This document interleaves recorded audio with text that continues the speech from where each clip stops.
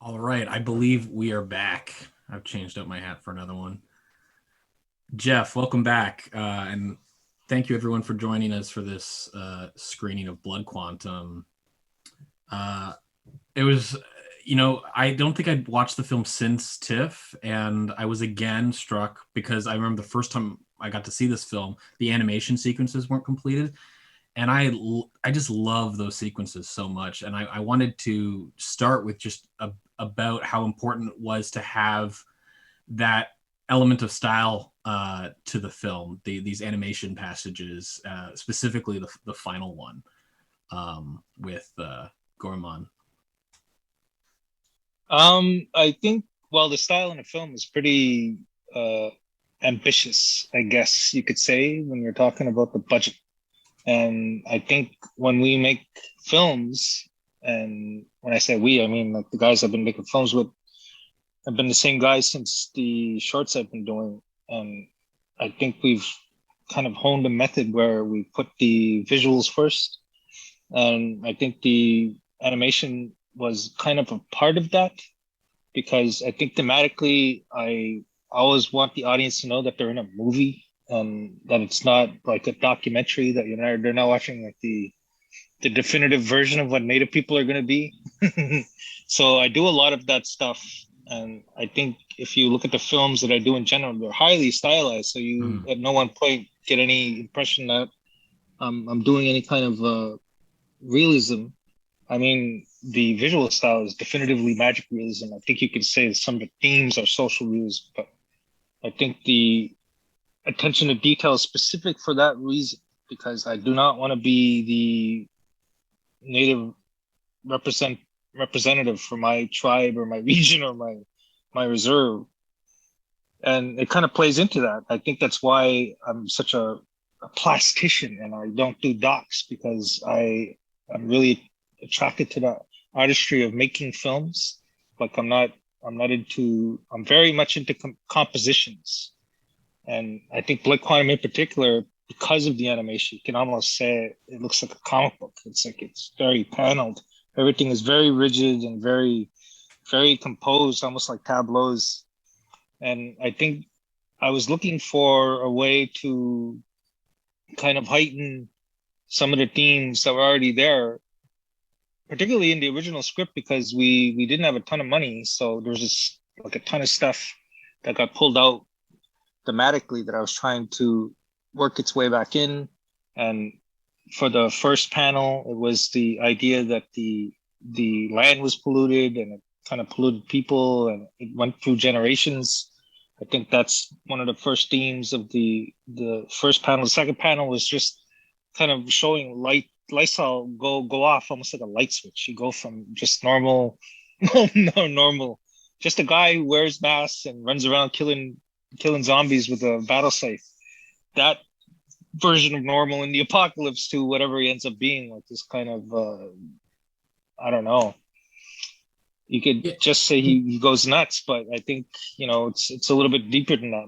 Dig a little deeper, and I think the third one was just I wanted to show that I wanted to find a an ambiguous way to show that maybe the old man survived Yeah. and give him a bit of a more of a heroic send off, but not have it venture into the realm of cheesy. So I think those are really the ideas behind the three panels. We could really talk about any of them forever, but I think those are the broad strokes. And from the beginning, they were always something. I mean, you said that it kind of emerged through the creative process, but was it ever something that there was any pushback on, or was it like, no, we understand how Yes, these are? Oh, okay. because originally it was a whole sequence that was supposed to be animated, Mm. and we went as far as to start doing it, and then we realized that it wasn't going to work with the budget and time we had. So it was like we need to figure out something else. So there was pushback with the initial animation sequence, which was much longer, and it was about Gisugu getting his sword. So I was like, well, stylistically, I still want the animation to be in there. So we kind of worked that out at the 11th hour. And Daniel Geis at ED Films is a genius. and he works really fast. And I gave him my preliminary sketches, my ideas for what I wanted to do, and he just ran with it, and he was done them. You hear about animation typically taking forever, but he finished them in what felt like about 6 weeks, if not sooner. I know it was a bit of a photo finish. We were wondering if we were going to get in for TIFF, and like it all came together at the last minute. It's weird, man, when you're doing animation, because it's almost like a separate feature, an embedded story, and you need to treat them almost separately. So you have like, you know, you have picture lock, but you don't, because there's still some things that could be played around there. And it was like trying to figure out a way to integrate them in a way. Like I had planned for the match shots, but we still didn't really know if they worked. So you had to tweak them a little bit. And, you know, everything still needed to be worked out right before we got to TIFF. And I say right before, I say like 3 days before, we were still working on it. I remember this because I remember how late the film came in. Yeah. Everybody was like, hey, man, don't worry about it. I'm worried, man. Everybody was like, don't worry, because we do this all the time. Like, it's like they gave me all these stories about people rushing from the airport with the plane like 5 minutes before the show. So I was like, okay, we're fine. Well, I wanted to return to what you mentioned about the fact that you feel like you always want style's very important to you, and you always want to remind the audience that they're watching a fiction or they're engaged with a fiction rather than something that is, you know, purely documentary. And that divide, that balance, you mentioned it kind of before too, where this is a film that is full of, you know, political allegory, but at the same time, it's also hitting genre beats, it's entertainment.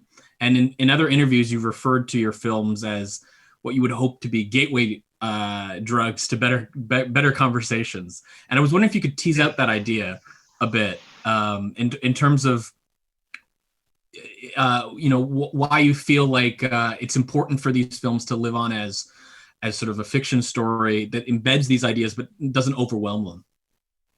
Well, I think you alienate people when you pulp it not better. I think it's really just that simple. Nobody likes being lectured.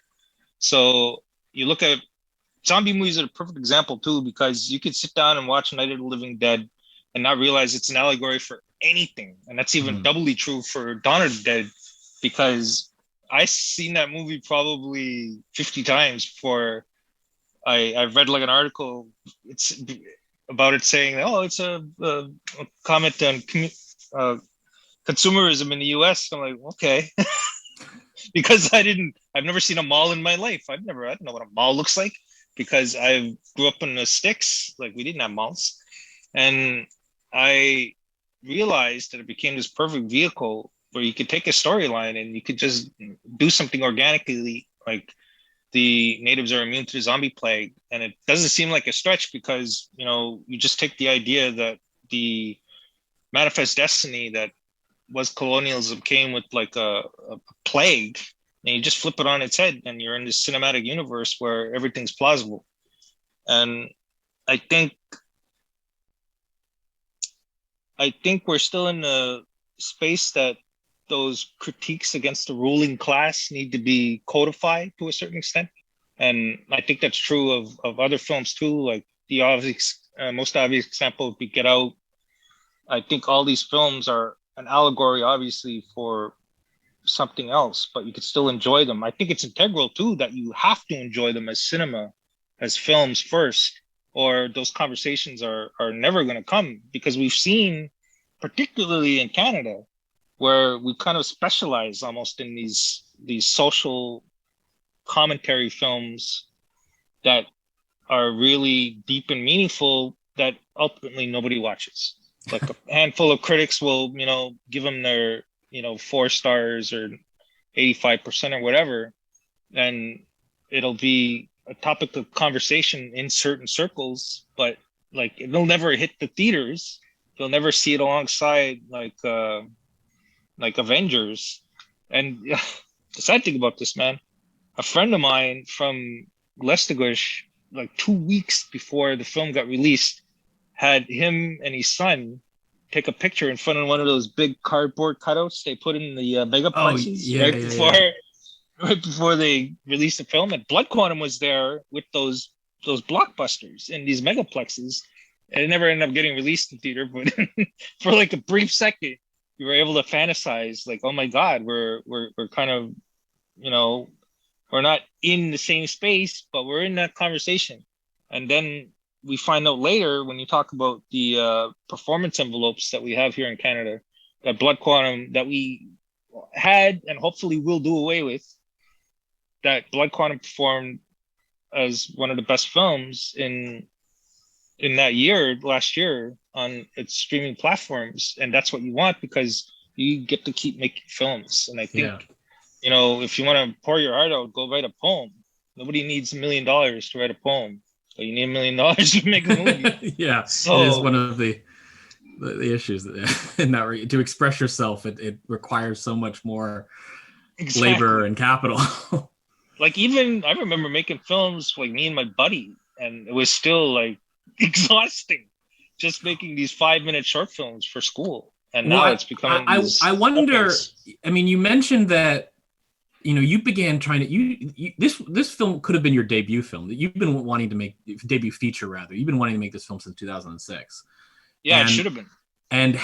But had it been like, had it, had somehow the opportunity arrived or you had been able to make the film, how do you think it would have been then versus now? Like, what do you feel like through the process it took to bring it to the screen, it changed in from the original idea to something to what it is today? Oh yeah, absolutely. Because the themes of like the father, and because when I wrote this, I was single. Now I'm a dad. When I shot it, I'm a dad and I'm a husband. So the themes of fatherhood and like I grew up in foster care. So when I had my son, it just blew up all these feelings in me that I didn't know existed about, I was kind of like the Lysol kid, right? I didn't have a mom or dad, and I grew up in foster care. So that became a theme in the story that wasn't there when I initially started. It was a little bit more raunchy. It was kind of geared more towards the younger crowd. It was like Lysol was my brother. He was just his friend. The dad was like the dad was the one that was supposed to be the new father. And the Joss didn't exist. So it was like we needed to change the dynamic, or not even needed to change the dynamic. We did, because it was just like those experiences weren't really in my space anymore. So I didn't really feel connected to the characters, and I needed to rewrite everything. And once I did, it all kind of came into place with the themes a little bit better. And I understood that it was kind of a generational story, and I needed that perspective to see that, because I think when I initially started it, it was just like, oh, what a clever idea to make the natives immune to the zombie plague. But it didn't occur to me to stretch it out into like this multi-generational story, and thus expanding it to a much more bigger arena, talking about colonialism, as well as just, the dysfunction of that core native family. So it became much bigger, like in terms of themes, even though the core story was more or less the same, the themes became much more mature, I think. Despite the presentation, the themes became more mature. Oh, I think, I mean, you've been a little self-deprecating in saying how the film is immature, and I think it's a very classy zombie film, despite having a penis get off. The funny thing about that, I keep saying that, but the shit joke was one of the last things I added. Like when the guy shits on the car, I was like, "That's it. That makes more sense. That's a way to get arrested. That's a way everybody would get arrested." We've got a question from the audience. Ben Rogers asks if he asked a little bit about like what was cut from the film and whether or not you think there would be any opportunity to restore some of the ideas that you weren't. Nothing was cut from the film. Okay. No, believe it or not, it seems that way because we were pulling stuff out that we couldn't afford to shoot before we even got before we even got on set to shoot it. Like there was a bunch of stuff that just got pulled out, and like those are the gaps you feel. That's kind of the awkwardness you feel. Like a perfect example would be the cut from the first to the second act. There was that 6 months was supposed to be there, but it wasn't supposed to be just that sign. It was supposed to be how Charlie was sneaking refugees from the other side of town inside the camp. And there was this whole complicated sequence that probably would have taken us like 3-4 days to shoot, of this trolley that's actually under the bridge that we shot with, that kind of hand cranks across the thing. And that's how she was doing it. So there was like a plan to shoot up on that pillar. The time stamp was going to be not necessarily like a 6 months later, but cut from one shot. And that's Charlie being normal to like Charlie crawling up on these things, and she's pregnant. And then you notice the time goes by. You hear the snow blower on the top, and you see the blood, but you don't know what it is. Like, this whole thing was planned out, and it never got shot. And that was supposed to ease you into that time thing. Instead, we got 6 months later, town's on fire. I didn't know that story, but I always actually just found it like such a bold cut that I thought it kind of worked for the movie. Like, because you don't usually expect that jump in time in a story like this. So I enjoy it, but that sequence sounds and all amazing. Those shots were there for the opening. They were there for the title sequence. So it's like, fuck, we have it. We might as well use it. And that was the philosophy. And I say we used everything. I mean, we used everything. I remember Michelle was just kind of like goofing around on the shore, just shooting stuff and waiting for us to set up other things. And we used that. So we used every usable thing we could use. There was no cut scenes in the film. There was cut scenes in the script that we didn't end up shooting, that we tried to work around. But that's like, I think anybody who's ever gone through the craziness of trying to do a low budget horror film will tell you that's just part of the osmosis from screen, from page to screen, is that you're going to lose a bunch of shit you can't afford. And also though, when you shoot something, if you're a low budget horror film, if you shoot any gag, you're putting it in the movie because you went through the effort. Because you know what would be the perfect example of that dog. That fucking dog looked like a teddy bear going into the thing, and it's just like, fuck it, man, we're gonna use it. And our guy, he like hand stitched every little dog hair into that thing for like days, and he was so proud of it. And then he goes in looking like a teddy bear. Ben Rogers also asks, and I'll mention too that he thinks the film is a masterpiece, and congratulations. He also wonders, was it cathartic to finally see this film through? Like, what was the feeling when it was finally done? I think you got to go back to that, like, you're losing stuff in the translation, and when you're anticipating something for 13 years, man, unless it's some sort of like hey, you're gonna be the first guy to win an Oscar for a zombie film, you're gonna be a little disappointed. And I think that's the way I felt. And it wasn't until the pandemic hit and people started getting the themes, and then it was like, oh, okay. And then it was through the kind of appreciation of the audience that I began to, okay, it wasn't as, it wasn't as hard as I came down on myself at the time, because I think the expectations of Rhymes didn't match the budget I ended up getting for my second film. So it was like, it was hard to, consummate the scenes that I cut and the idea that I had in my head for the film with what we ended up doing. And I think it took a while. I think that would be it's interesting you say that the pandemic kind of helped, because in our conversations about this film, both at TIFF and elsewhere, and other conversations I've had with people about the movie, I mean, so much of the film is rhyming with real events, real Indigenous history. And I mean, I'd recommend anyone listening to watch Alanis Bob Swan's incident in Restigouche.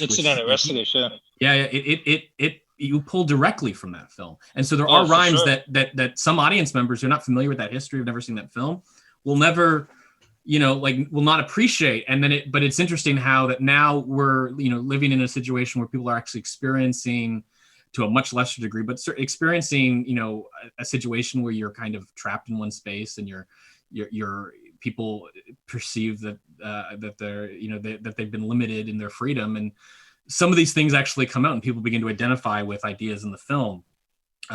Well, I think the craziest thing that happened was the weaponizing of salmon. And then that Nova Scotia story broke. Yeah. And then it became like, oh my God, it was like predicted. And it was like, no, not really. It's cyclical. I mean, I'm not new history. It's not new history. Yeah, this exactly. it's like somebody crediting me with predicting Halley's Comet coming. It's like, no, man, I knew because it's kind of like it always comes, it always happens. Yeah. It feels like every 10 years something happens. Like I had incident at Restless 10 years later, the Oakwood crisis 10 years after that. It was not even Elsie booked, it was Burnt Church, then Elsie booked it, then the Nova Scotia thing. And it's just, it's just I wasn't predicting anything any more than I was like saying the sun was going to rise tomorrow. Miles has a question, and you've touched on this a little bit in our conversation, but what is it about the framework of a zombie movie that lends itself to telling an Indigenous story? I suppose maybe what was it was it just the were you watching zombie films and it kind of just presented itself, or was there something intrinsically about the zombie film that made it feel like this would be a really appropriate story to No, I was just the initial idea was just me fanboying. Like I want to do a zombie movie. Yeah. I'm a fucking zombie horror fan. Mm-hmm. It was one of the first horror films that I saw was Night of the Living Dead on beta. My brother brought home a beta tape of Night of the Living Dead, and he's like, "Have you seen Night of the Living Dead?" And I'm like, "Yeah." And I was talking about the Tom Savini one that ended up getting remade, and we ended up watching this black and white film, and it blew me away because it had this documentary feel to it. And I guess the association was there because that vibe, the only other place that I had seen that vibe, that documentary vibe, because I don't watch documentaries, the only other one that I saw was Incident at Restigouche. Yeah. So I guess to a certain extent, the kernel was planted, but it really just, it became, I want to do a zombie movie. Zombie movies are played out. So how do you make it interesting? That's how the conversation went. And I was like, let's make the zombies immune to the zombie plague, or let's make the Indians immune to the zombie plague. And that's like the eureka moment. And then from there, it really kind of wrote itself. And I don't necessarily think it's the association with zombies. I think it's association with the apocalypse, because I think Native people are, for lack of a better term, a post-apocalyptic culture. So we know how to associate with that space. So I think that's why you see a lot of Native filmmakers and writers start drifting more and more towards that space as a platform to tell this story, because you're looking at it from this survivor's perspective. And really, if you look at the topography of the land as a Native person 200 years ago versus the way it looks now, I mean, you're looking at an utter complete destruction and transformation, like a fucking alien invasion. Like you would see, like it's a Neil Blomkamp movie. That's what we're living in. So I think that's where the association comes from, and you can run with that idea in any genre, really, because it, the apocalypse story does show up in every genre. It's a kind of a science fiction story at heart, but it's, drama with the road. It's action with the, I can't believe I remember the name, Fury Road. So, it's a genre, but it's also a kind of platform that you could really work in any story you want. And I think that's what really appeals to the modern Native storyteller. But at the same time, I think it's a lot like what I've just said. You're a geek and you want to do these films, and you're a Native kid on the reserve. And if you're not, out getting into trouble, then one of the things you're doing is you're watching every movie you can get your hands on. And this was especially true for me growing up. And it wasn't like the good old days it's not like now, like the good old days, you have to fucking physically find a movie to watch. And if you got a hold of a movie, then you watched it to death. And a lot of the stuff that we had were like, schlocky horror films from the 80s.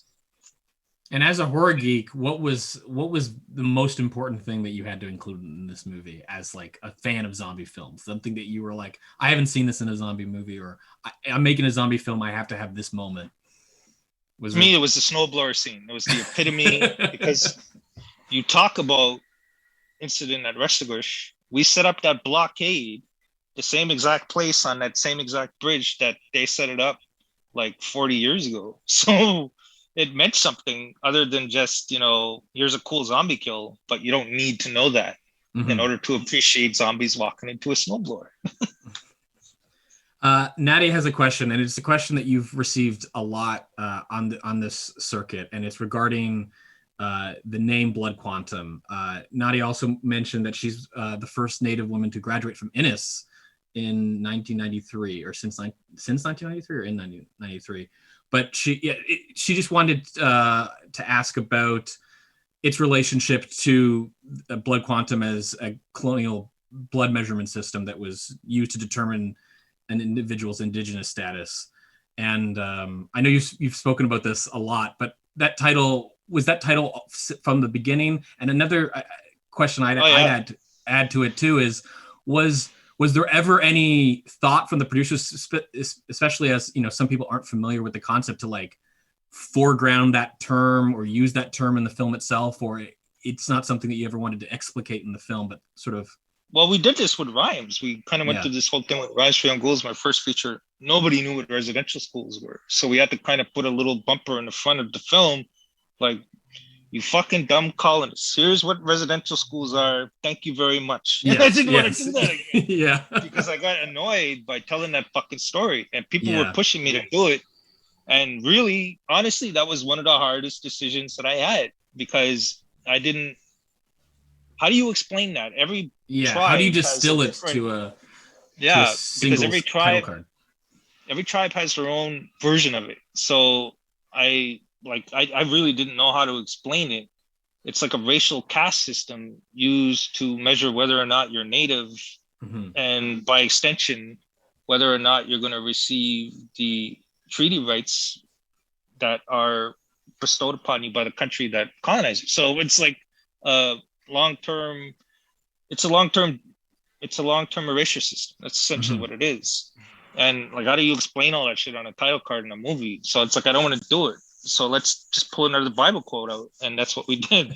And I'm so annoyed with it. I'm going to put this sarcastic quote as an ancient settler proverb, because I'm shocked that nobody knows the policies of their own government. And this is a governmental policy. It's not called Blood Quantum here, but there's other versions of it here that are really just, a little too complicated to get into in one sitting. But I felt like by naming the title, or naming the film Blood Quantum, you're putting the onus on the audience to figure out what that actually means. Yeah, and so, to do the work. Yeah, and there's a couple of reviews that came out early that kind of, it's such a stupid title, because they were thinking like, Quantum of Solace or an action movie title, right? Yeah. And it's like, no, it's an actual term. You should probably Google it. Yeah. So I think it became, it's crazy to say, but it became an educational tool to the people who weren't introduced to that term. And it then, the weird thing is, I have like a Google alert for Twitter. Well, Google or whatever it's called for Blood Quantum. Yeah. And it's like, since the film released, that term became more and more, prominent. I mean, it was always a topical point in Native communities, but I find now it's kind of become part of the zeitgeist, where people, are almost weaponizing it in a way. If you look at, what happened with the Trickster controversy, and one of the defenses there were, you can't dictate how much Native a person is vis-a-vis their, parental history. And then you're opening up a whole other fucking can of worms that you can't even really begin to figure out. So it's you can't explain that in the title. Yeah. And you almost got the impression people watching it wanted me to, like, can you cure racism for me by the end of the zombie film? And it's like, I can't even begin to explain what's going on here. I'm just trying to, contextualize it in a way that almost makes it a little bit more palatable to talk about. Well, also, as we began, it's just, like you said, a gateway drug to better conversations. It's like, if the movie has all these ingredients and they're like firing off ideas in your head of things you don't understand, then it's hopefully going to get people to read about it, to learn about it, to understand about it. And then, maybe it'll do it's that, that's how it'll get the message across. I find one of the interesting things about being a Native filmmaker is you don't 100% know what you're doing half the time, because the conversation is a moving target. So you can't sit there and make really precise predictions or really discuss anything intelligently because it doesn't exist in that space time for more than a minute or two. So you kind of need to be adaptable. Both Rhymes and Blood Quantum are very open-ended films. You're like, Mhm. who knows what happens now? And it kind of annoys people. Like Mhm. it didn't annoy people as much in Rhymes, but in Blood Quantum it did, because it's almost the beginning of a story in a way, where you're sitting there, with a baby in this unforeseen future. Like, what happens now? So, I mean, obviously they need to feed it and stuff like that, but like metaphorically, what do we do with this, baby with two different cultures moving forward into the future, which is really the crux of our of the existential conversation we're having right now. Would you ever revisit this world? Absolutely. Yeah. Because I left the original script was like 140 pages and we shot like 86 or something. So there's like 60, there's like a whole episode of television just sitting out there. And to expand on the world wouldn't be that hard, because like just fill up the 6 months. That was, Yeah. what happened. Like, how did they get just tell a story on how they got the snowblower from wherever it was to, chopping up all those zombies. I So just there's so many. Sorry, go ahead. go ahead.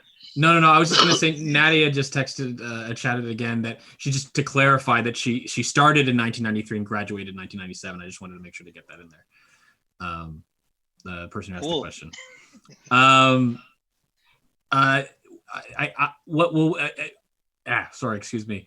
But my follow up question was gonna be, that was what's next in Blood Quantum's world, but also what's next in Jeff Barnaby's world. What conversations are you looking to sell gateway drugs to for? I really want to do a cyberpunk movie, because I find like the aesthetic of first approach I take really lends itself to that genre. Cyberpunk is really more like style over content, and I think it's funny that you say your stuff doesn't have content, because the content is incredibly rich, but is it just that, like, that's a vehicle for the style, or like you really want to get to the style and play with the style? It's definitely a symbiotic relationship. When I'm writing, it's definitely like I'm setting the tone and the atmosphere on the page. And I think that's where the content comes from. When I'm writing the story, that's when I'm thinking about all the relationships and what does this really mean. But when I'm filming it, all that goes out of my head. And it's just like you're living in the immediacy of the moment, and you're like, what can we do about these characters right now and what they're trying to, say? And this is kind of what I mean when I say you don't really know what you're doing as a native filmmaker, because it's such a long, rich history, both in cinema and just, in our culture. There's a lot of comments that you might not necessarily know you're being made. So it's kind of like going into therapy, and that you're putting this personal part of yourself out into the world, very vulnerable, and you're hearing the comments on it and you're like, wow, I didn't even think of it like that. And I think that's kind of what happened with Blood Quantum, where it was quite insightful into me, not necessarily into the world, but like, it's like perspective on a relationship almost, because that's what it is, man. Anytime a film is done, it's like, it's a breakup, whether you leave on good or bad terms. It's up to debate, but it's still a breakup, and you still go through all those beats. Awesome, Jeff. Well, unless we have any other questions from the audience, but I don't think we do. I think that puts us at about the half-hour mark. So I don't want to take up too much more of your time, Jeff, but thank you so much for this conversation and for watching the film with us again. Congratulations. And I really look forward to your Cyberpunk film. Please submit it to Toronto. I would love to have you back. Thanks, man. Well, thanks to both of you. It's a great evening. Love the splatter. Oh, you didn't see it. Yeah. Wait, hang on a second. We need to do a post. You want to test me? You want to test me? Oh no, I saw it all. I have to say, as someone who grew up on a farm with farm equipment, I think your sequel should definitely try to. I got a lot of good ideas for you. I bet. Anyway, thanks so much. Jeff, it was wonderful to have you here. I hope you will come back with your next film when it's ready. And Peter, pleasure to see you after some time. And you are the master interviewer, so we will definitely want to have you back to moderate another session. Happy to anytime. Want to thank the Cinema Studies Institute and director James Cahill for being our partner on Canadian Film Forum, as is always the case. And our team tonight, Rola, Francisca, I think I saw Victoria, Sean, and I hope I haven't left anyone out. I just want to close out by giving you a preview of the events we have coming. On March 4th, which is this week, believe it or not, we have a book event with the Giller Prize-winning author, Suvankam Thammanvogza. The book is, as you probably know, How to Pronounce Knife, and that will be a partner event with New College, but it's being spearheaded by our Writing and Rhetoric program here at the college. And then on March 18th, we have Sephora Berman, an alumna who is an environmental activist, and her lecture will be Pipelines, Politics, and Power, the Future of Fossil Fuels in a World on Fire. And I feel like we saw a world on fire. So I think, I don't know how much interconnection there'll be between that talk and tonight's film, but you might want to catch that. And then on April 15th, we'll have an urban studies event on the future of cities with city planner Greg Lintern, who is also, not coincidentally, an Innis alum.